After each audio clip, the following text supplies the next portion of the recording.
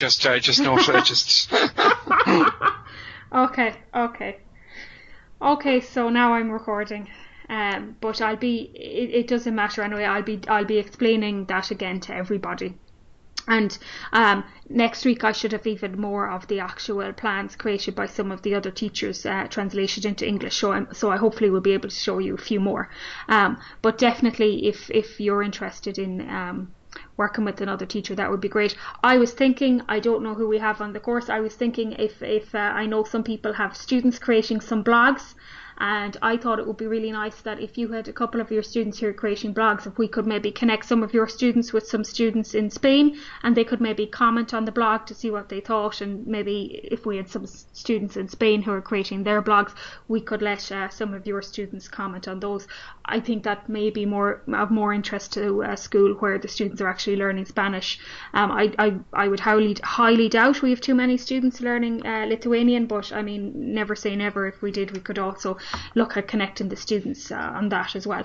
But they're just some ideas, but we are really interested in connecting with you with other teachers, and if possible, it would be great to connect some of the students in those classes with the students in our partner countries. So I think my PowerPoint is gone, so I'll just display it again. John, I think you might be talking a little bit now about the about Mahara. Do you want to present something yourself, or like? Yeah. Okay. Just bear with me there now. Okay. And I'll take over. I'll just take over. And while John's getting set up there, if you think you might be interested in collaborating with another teacher, you can give me a smile or a wink or something there in the conversation area. Okay, so just a couple of minutes. I suppose there was some interest when we talked about e-portfolios last week, and the week before we'd mentioned them as well. And the website that we draw a lot from is the eufolio.eu website. That's a European project that we were involved in with PDST, and that looked at the use of e-portfolios, particularly for the lower second level, junior cycle end of school. So if you click on eufolio.eu and go to the resources section, right, that brings you to a whole range of resources. And under teachers, if you click on exemplar e-portfolios, there's a whole list of exemplars there from different countries, but there are a number of them from Ireland. Because again, some of you I know are interested in seeing, well, what does actually a student e-portfolio look like? But there's other materials in there, such as the CPD material, and we've incorporated some of that and some of the modules from this into the ENTELS, into the course, or into the module that looked at e-portfolios. So you will have got the benefit of that if you've gone through that, right? I just wanted to kind of just a small video here. Now you'll probably have to press the arrow on your own thing to play. I'm not sure will it, right?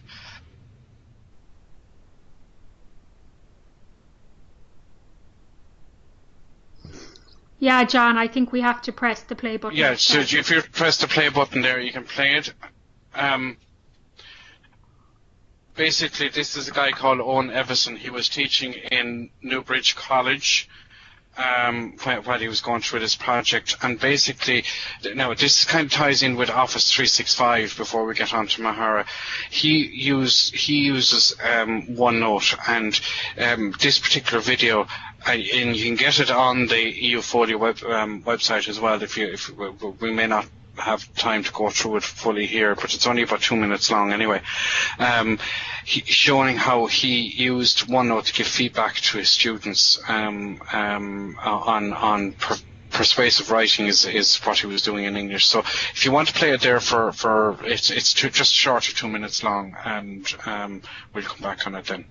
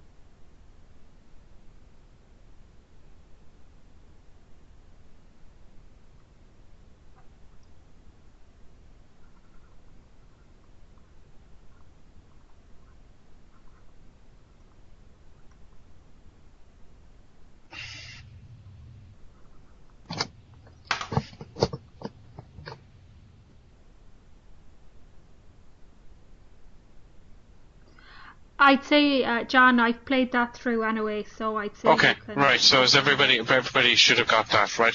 And as I say, if you didn't get it, you can find it on eufolio.eu and click on the resources. Okay, so.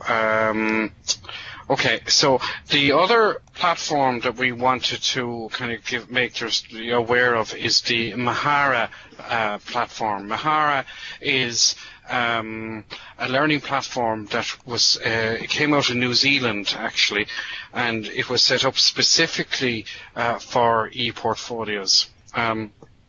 Now, the example I have here is another European funded project that we were involved in with the City of Dublin ETB and the Curriculum Development Unit. And I know that there's some people on the course that are from CDETB, so you might be familiar with this.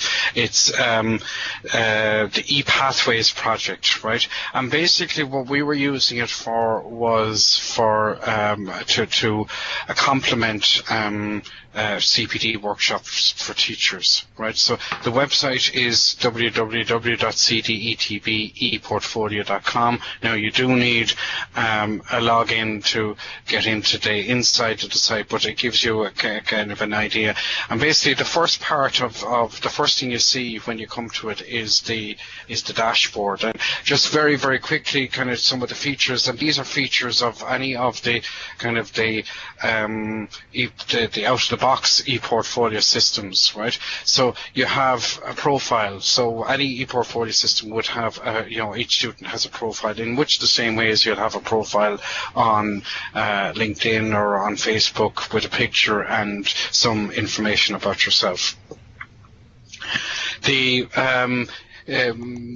idea of this type of portfolio, because it was collaborative and as part of a teacher professional development program, was that you joined groups. So you were in a group for a particular course, and beyond the faces. So this was used as part of a blended solution. So it was to complement face-to-face. So any tasks that were agreed at the face-to-face session or beyond the face-to-face session were made available on in groups.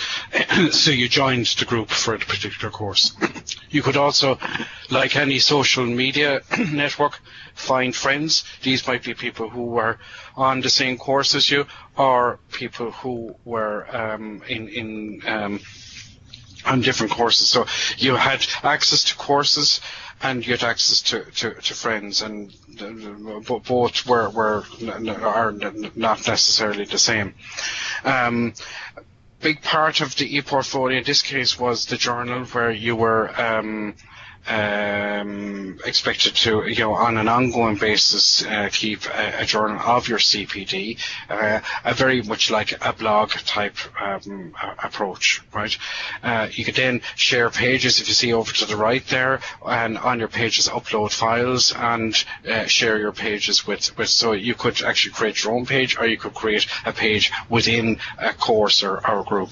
And then last but not least, there's the option to discuss. So what that looks like inside, I'm just going in here to my profile page. So here you see a picture of myself, a little bit about myself, who my friends are, right, and the groups that I'm involved in. Okay, so that's basically, and across the top then you see the dashboard is basically the picture that I just showed you earlier.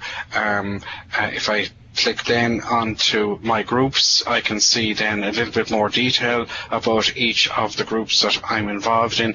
I can decide to delete a group, so that won't delete the group, it'll take me out of that particular group. So for what this Curriculum Development Unit and CDETB are using for is, for example, the ICT CPD linked teachers professional network. So these are teachers in each of the schools and youth reaches and further education colleges who link back to their schools when they come to a CPD session, particularly around technology. They go back then and help implement that in their own schools. There's a group there for teachers in interested in using tablets and iPads in the classroom, and there's a teaching and learning professional network there as well. So it's a whole range, and deputy principals have their own group. Okay, so one of the things we did as part of ePathways was to create ICT toolkits, and this particular, or CPD toolkits. This particular one is ICT in the classroom, and it looks at, technology enhanced learning. What is it? Some web resources and some reading. So this is an example of a page within Mahara, right? So you can create pages. There's various formats, and so you can make them look as neat or as well or as comprehensive as your own. It does take a little bit of understanding of kind of putting pages together and that, but you're not writing code or anything like that. And this is just one of the groups is teachers interested in work or that actually coordinate work experience in their schools or their colleges. And again, this the page they have set up with a whole range of downloadable materials, links to various articles and so on. So you could see this now being used by a student, for example, that a student would set up, and for a particular subject that they are using this as a way of collecting examples of work or articles or links to information that they found that relates to the subject. And again, you can see building it up over time that you can show a kind of a comprehensive picture of what you have learned or the artifacts that you have created. So that was just to kind of give you an inside look into a Mahara example. I don't know, is anybody any questions on that? Well, John, I'm just going to ask you something. I know you've used this mostly with the teachers, and you showed there some things like you could leave a group and things. I just think one of the biggest things for teachers when it comes to e-portfolios is moderating the platforms that they're using.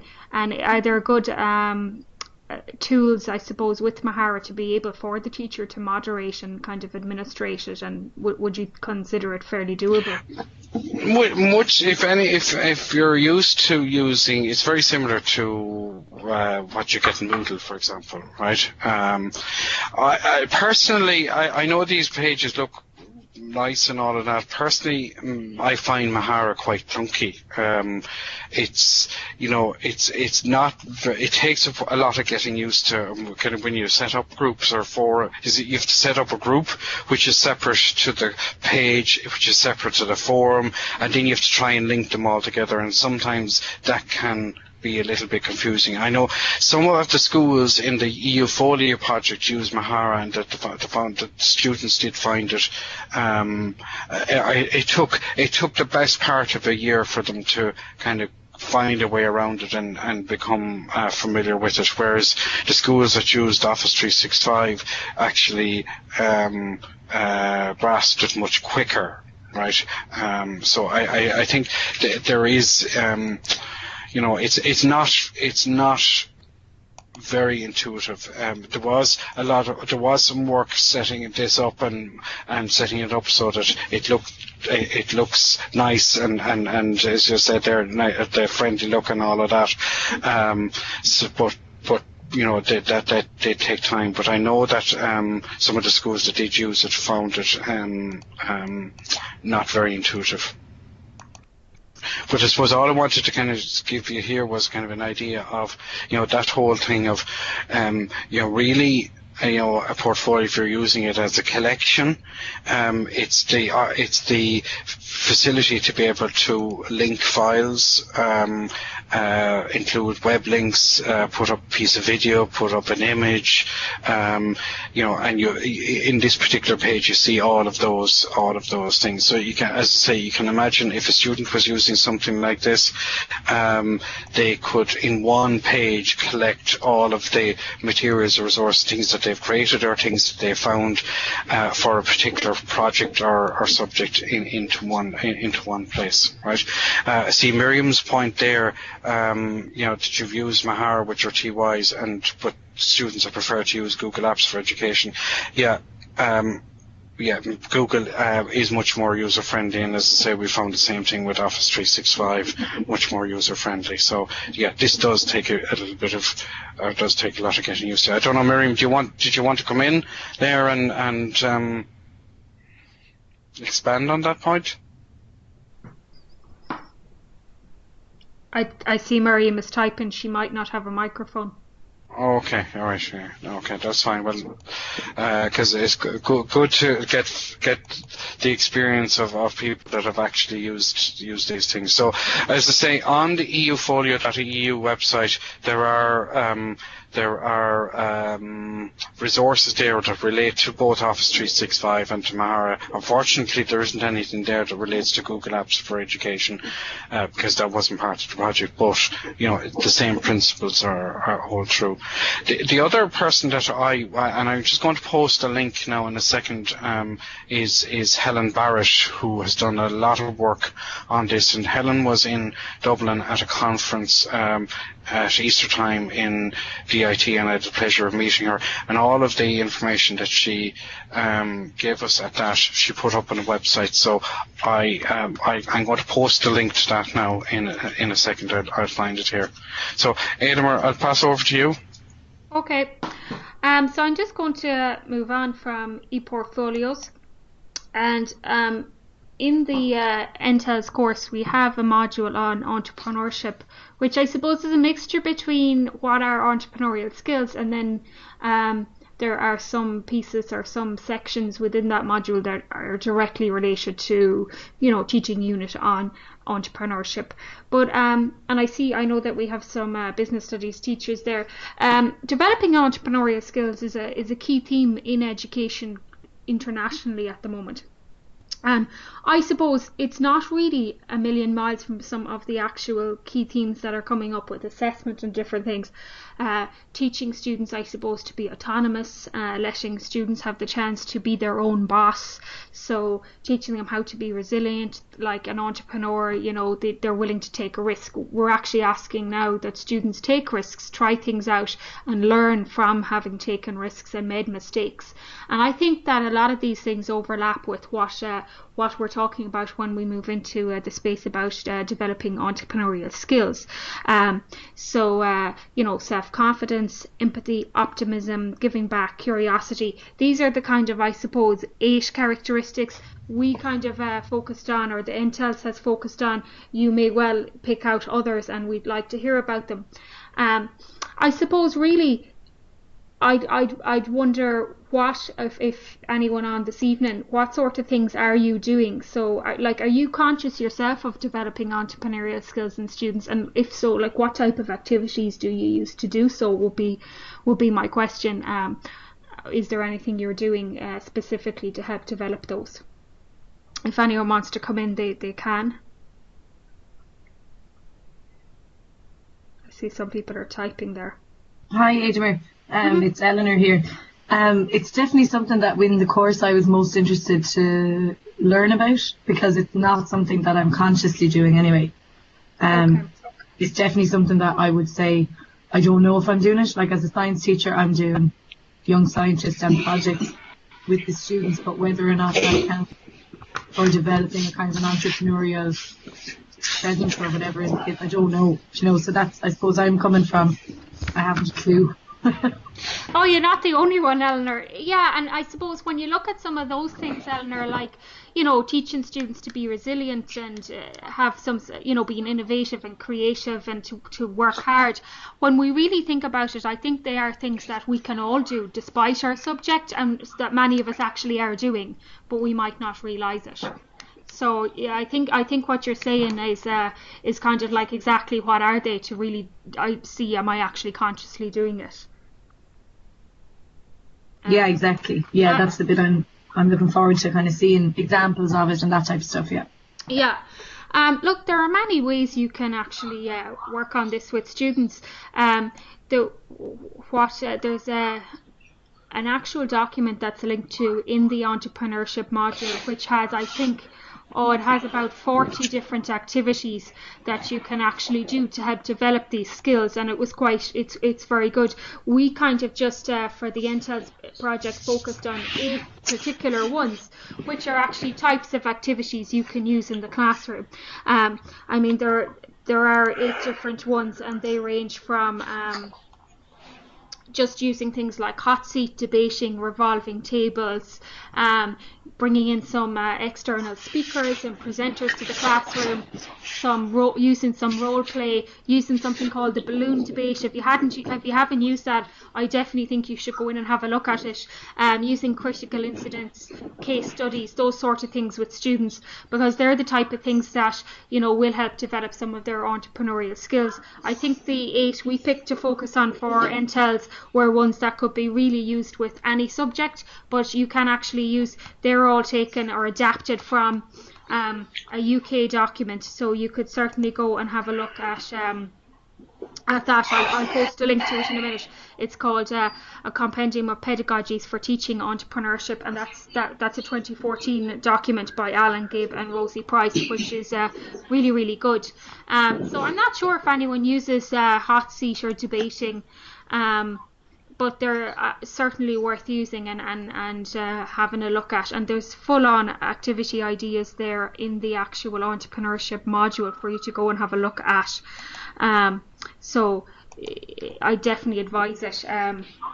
Of course, you can always use role play. Look, I don't know how often you use role play. It's probably something I myself in my classroom underused, and it's when you start to actually go back and look at role play and look at, I think it's something that's very natural to us. I mean, I'm not into psychology so much, but if you go back right into the child development, role play is essential. And I think sometimes it brings out the creativity in us as well, and I think that's something I know at second level I kind of didn't push enough, but using role play can be really good, and again, looking at different ways to use it in the classroom, especially I think when we're teaching students how to even developing key skills, you can use role play a lot, and you can use it quite funnily. Like if you're teaching students how to prepare for interview skills or how to actually give a good presentation, what can actually be quite good is get 2 students up to make every mistake in the book. And I mean, it can be done quite well. I've seen 2 students get up and role play an interview, and you know, the guy comes in slouching, sits down, chewing gum, the hands in the pocket, does everything wrong. The class are all laughing because, you know what, it stands out a mile that this guy is doing everything wrong for an interview. But I mean, it really kind of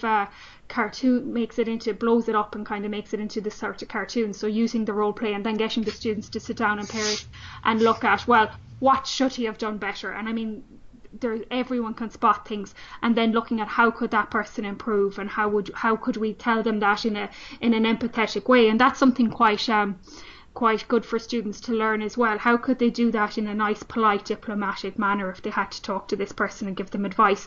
And you know, so you can really actually start to use some of those techniques that are pointed to in that module, and I definitely think you could use them in most classrooms. I see Miriam is saying so Miriam has a comment here. Miriam said she prepares students for the student enterprise competition every year.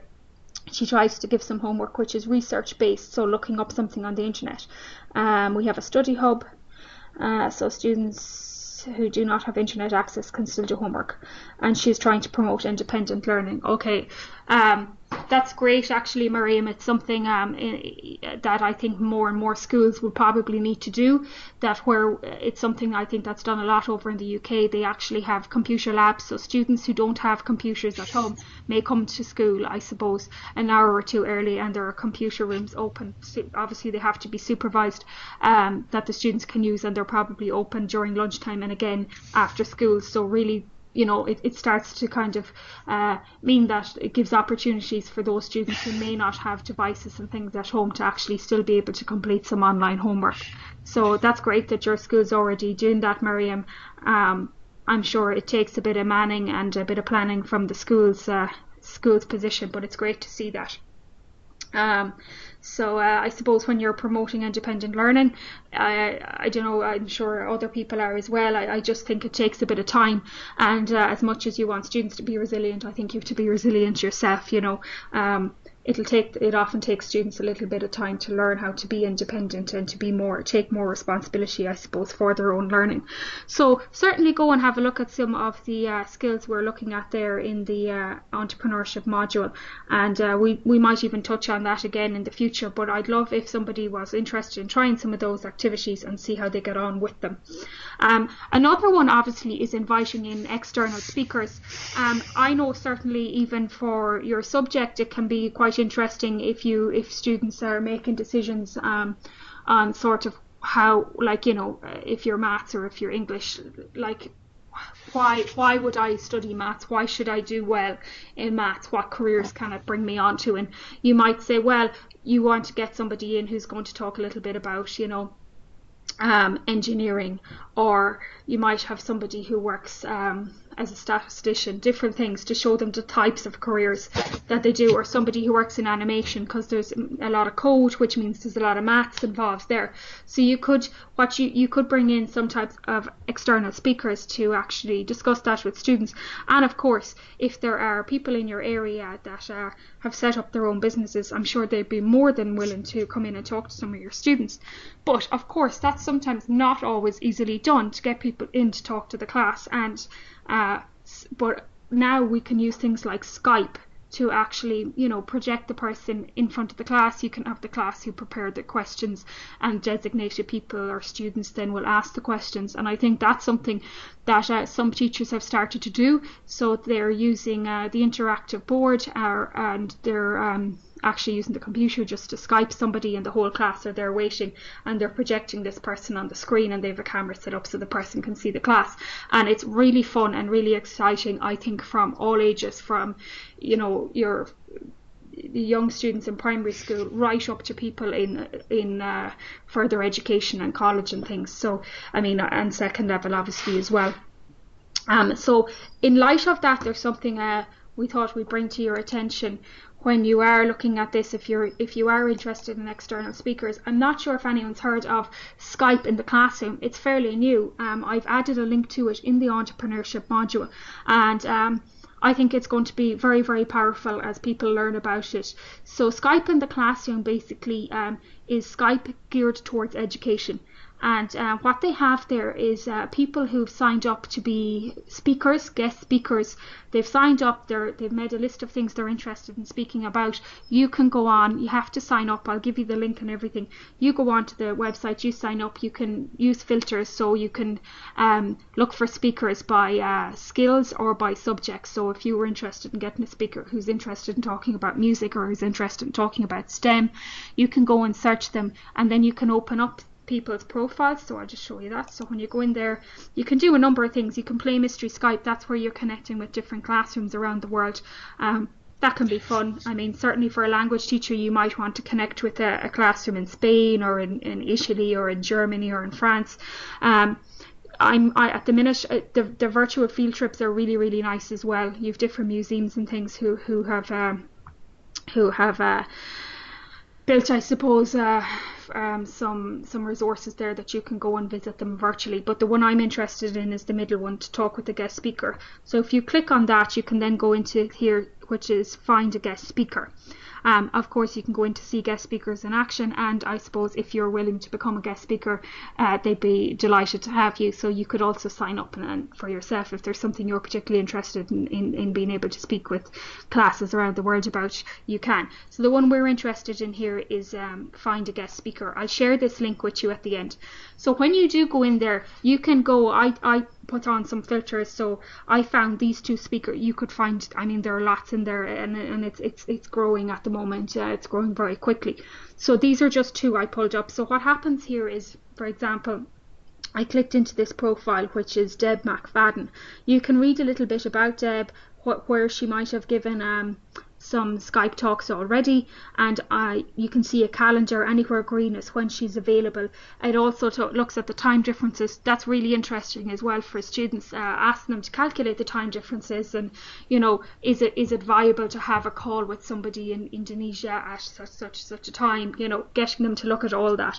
So if you were to go there and look at somebody like Deb McFadden, you can look and see, what she's interested in talking about. So she enjoys sharing her own personal journey from a struggling third grade maths student to the software engineering professional she is today.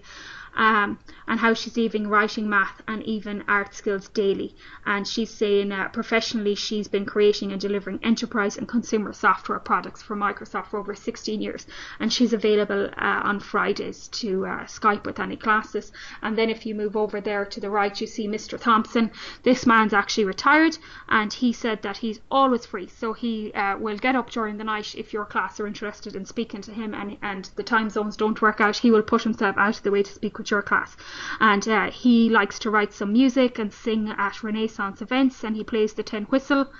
And he said he will adapt to whatever type of lesson you want. So he's also a retired engineer, and he's in America. So you can go on and look at these people and certainly explore the possibility of having a Skype with them.